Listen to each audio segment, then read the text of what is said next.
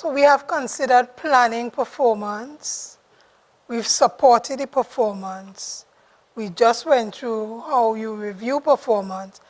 What I'd like to go through now is how we fill out the performance appraisal report for both the persons employed on the establishment as well as persons employed on contract.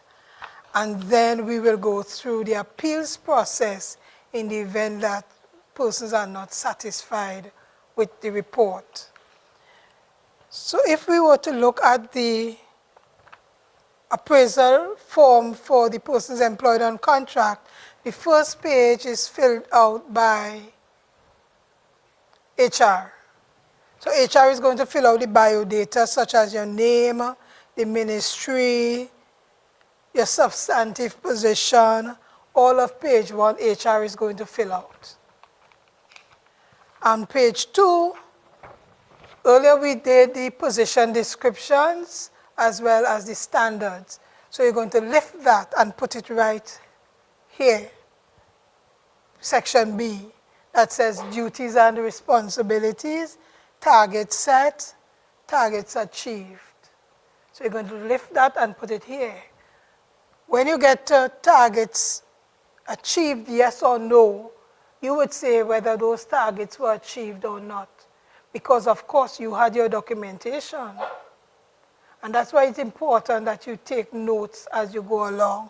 So if it is no, you can say no because resources were not provided, or no because it was not a priority at this time. So you give some information as why it was not achieved. And of course, if it was achieved, you had your notes to support. If someone is involved in a special project, you fill it in here. Right? So you put whatever special project the person was on, whoever was the supervisor at the time, you'll get some interactions from that person so you could say whether the standards of that project was attained. And of course, this fine point below here, which some of us never read, that says supervisors comments mandatory on the degree of tasks achieved. You need to put a comment there as well. Right? So then we'll move on to section C, the major strengths or weaknesses identified. You were having the discussions for the whole year. You were having those interviews, those periodic discussions, those quarterlies. What were the strengths you identified? Some persons say they can't identify any strengths. Then, of course, the Shaping Performance Manual would provide some strengths. As well as there is another document on competencies, which you can also find some strengths, or you can also look online at the Harvard Dictionary of Competency. You would find some strengths. Of course, you would have been having your discussion and you would have identified some strengths or some areas for improvement. So those are what you're going to put here. Right? The question has been asked before whether or not regularity and punctuality can go into areas of weaknesses. And the response is yes. While you can take action, or while you should take action under the code of conduct, once it significantly affects this person's performance, like the catcher we spoke about this morning at the Treasury, if that person is never there on time to do their work, of course it's going to affect their performance. Not so? And of course you would have been recording, so then you would have things to substantiate whatever you have documented here. And details of training activities. So whatever training the person went on during the course of the year, you list them here. You can also liaise with HR in case you have forgotten. You list the training, you itemize the agency and details of the training. Then this fine print as well, comment on the knowledge skills acquired by the officer, you fill it in here. If the person was not able to demonstrate during this time, based on whatever the training is, you also provide your comment here. So now let's look at the other part of the form, which is page 4. Give details of any training plan or remedial help you wish to recommend. You need to fill that out here. Whether it's a developmental training, whether it's remedial training. And if it's developmental, of course, you need to, it must be relevant to the job, of course. And if it's remedial, you must say what it is aimed to address. Again, no surprises. So this would have come out of discussions, and that is why you are encouraged to start documenting if you haven't been doing it as yet. Because that is what is going to factor into this and going to bring us out with no surprises and no litigations. Which area of the officer's performance is the training or the remedial help aimed to address? You put it here. And of course, this very contentious area here, section D, the rating. And to get help with the rating, you just turn to the back of the page, page 6. So when we look at outstanding, remember you have your notes, right? And the person you've been reporting on also has the notes. So when it says outstanding performance results are consistently above the standard set, and overall performance substantively exceeds objectives, you will have your records to show that. So there should be no question about giving someone an outstanding. And when you give someone a poor performance, they can't fight you down and say that they want outstanding, because that is what happens. But when you have your documentation, it safeguards you. Because throughout the discussion, both you and the employee, you are signing off as agreeing. So when it comes to this part, it shouldn't have any contention at all. Right? So you have to look at very good that says meet expectations, and outstanding that talks about consistently above and exceeding expectations. Also, there is the element of fair and unsatisfactory. And my position on giving someone a fair or unsatisfactory is not that you can't, but you must have documentation to support it. You must have your records. And then let us read fair. Fair says, performance results show generally inconsistent achievement or objectives. The officer's performance falls below the standards required for the job. And then my position to the supervisor is, what were you doing? Why should somebody now be getting a fair or even an unsatisfactory when you had your role well identified? Weren't you coaching? Weren't you mentoring? Weren't you guiding? Weren't you helping? To me, this is a bad reflection on the supervisor. That is my personal perspective. And then we have this other area, which is another contentious area, officers' career prospects or potential, whether or not the officer is now capable of performing at the higher level or the officer is not ready. And again, the documentation is the only thing that is going to help you here. Right? Not your emotions and not the biases.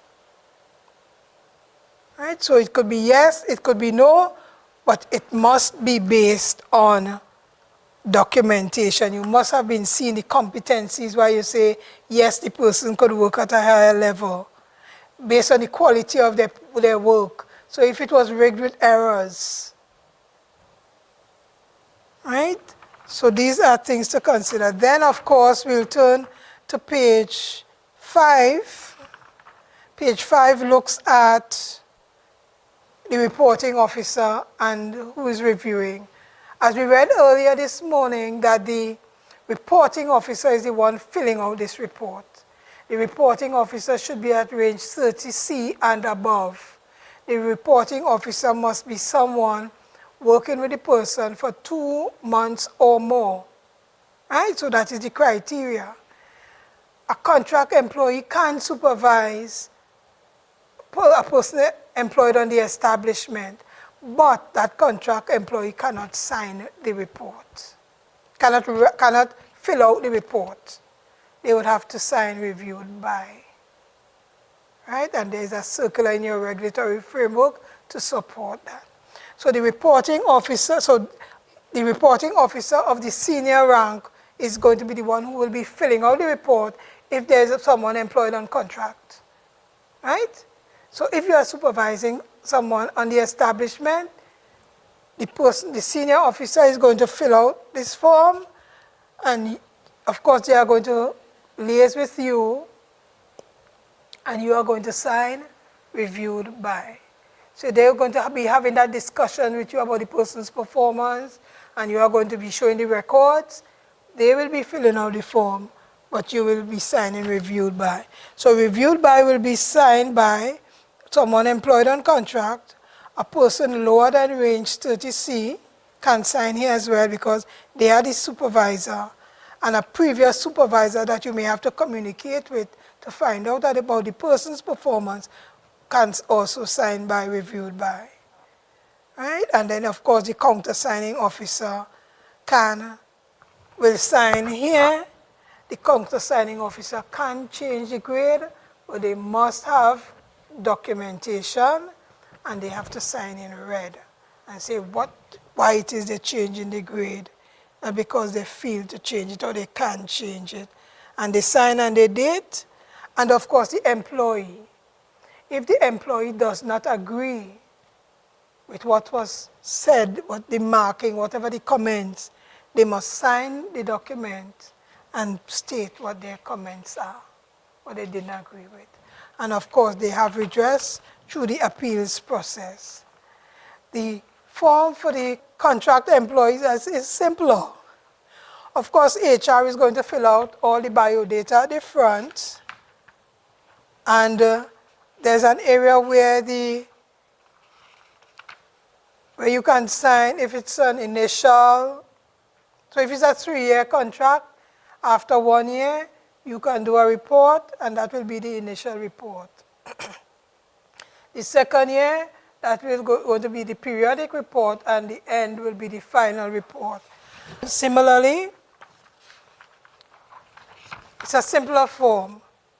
You're going to identify what the personal attributes were, and you grade it accordingly, technical qualities, and this area can be amended based on if, let us say, we have persons in legal or different areas, this area here can be amended to suit. And the guidelines for contract employment, the revised guidelines is on page 14, guides the process of performance appraisal for persons engaged on contract, and there's also a grievance procedure if the person doesn't agree with the grade that they have received. Persons have also asked about who signs the report for the persons engaged on contract, and since the contract is between the head of department and that person, it definitely will be the head of department.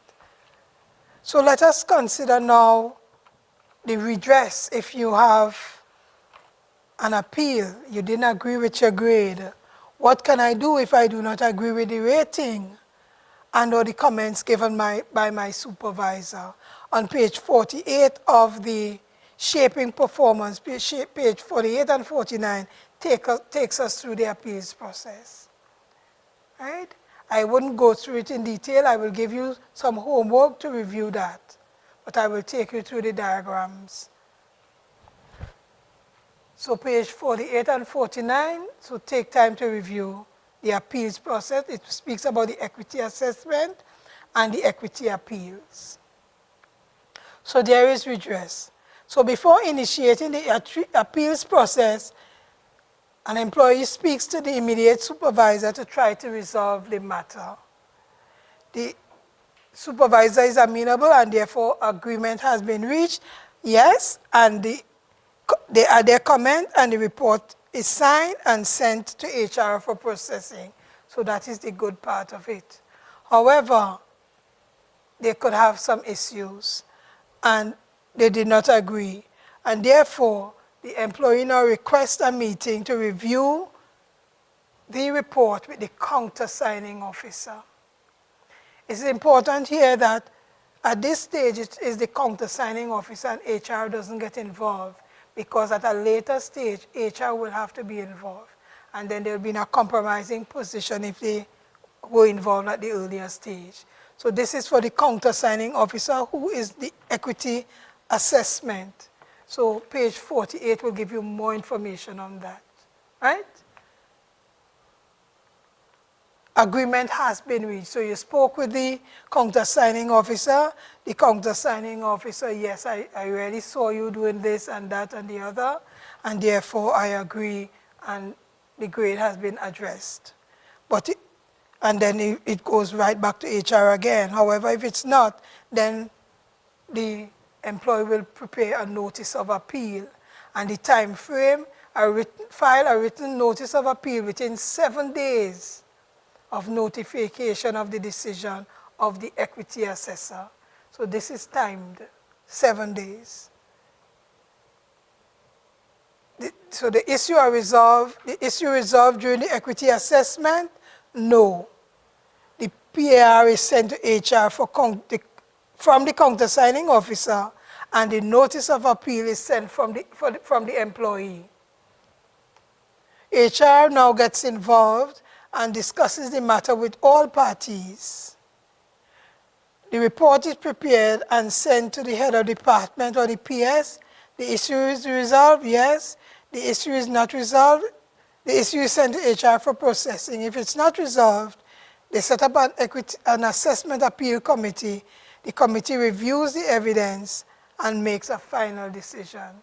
This decision is final. What is important here is the need to have your functioning JCC. Yes? That earlier circular from 1973 that established the JCC, you need to have a functional JCC, because the JCC gets involved at this stage. So based on this slide, it says assessment appeal committee comprises 2 members from the JCC, a chairman from HR. If the reporting officer is the head of HR, then the PS may appoint another member of staff. They will review the evidence, so you must have your documentation, and they will interview the parties and provide a response in writing. So these are the persons involved in the appeals process: the employee who is aggrieved, the countersigning officer, HR, and the head of department. So I'd like us to now do a little frequently asked questions. This will reinforce or maybe clarify some questions you may have. Who prepares the position description? And the response is the reporting officer, the supervisor, and the employee. They meet to discuss and agree on the contents of the position description. Should the position description be signed? And the response is yes. Both the reporting officer and the employee should sign off on the position description. Who prepares and signs the final PAR when there was more than one supervisor during the reporting period? And the response is the person holding the position of reporting officer at the time the report becomes due. Should the periodic discussion record form be attached to the final PAR? And the response is yes. What is the order of sign-off? We didn't mention that, but you're getting the response right here. It should be the order in which it is on the form, which is the reporting officer, the countersigning officer, the employee, and then the head of department or the PS. When should the position description be prepared? It should be prepared at the beginning of the reporting period. Can the position description be changed? Yes, it's dynamic. Can the employee refuse to sign the PAR? And generally, persons don't want to sign the PAR. But it says the employee must sign the report as evidence of having seen the contents. However, if they do not agree with it, they should state that in the comments section. Who is the countersigning officer? The supervisor of the reporting officer, where applicable. Are performance appraisal reports necessary for contract employees? The response is yes. When should PARs be done for contract employees? At the end of each year of the contract period. And this is important because sometimes a matter may end up at the court, at the industrial court. Let us say for a performance issue, and they will ask about the performance appraisal.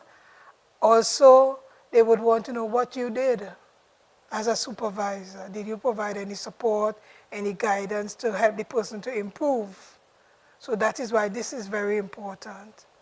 On the PAR form, who signs the space reviewed by? Well, we had that. Contract employees who supervise public servants. Supervisors whose position is lower than that of range 30C. Former reporting officer from the current reporting period. They would sign the report. They would sign reviewed by. Should an employee prepare his or her own performance appraisal report? No. It is the responsibility of supervisors to prepare the report and allow the employee to review the report, then discuss its contents with the employee before they are both signed off. And who can change the grade on the PAR?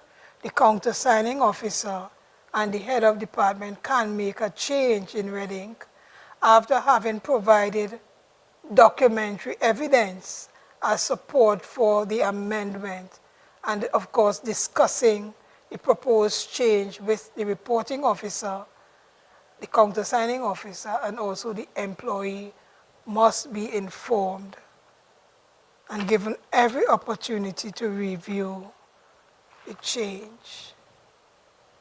So as I started off, back in the 1990s, we had a staff reporting system which was changed because of the numerous biases it had, and we reverted to the performance appraisal management system, which had standards attached to it, standards attached to the duties.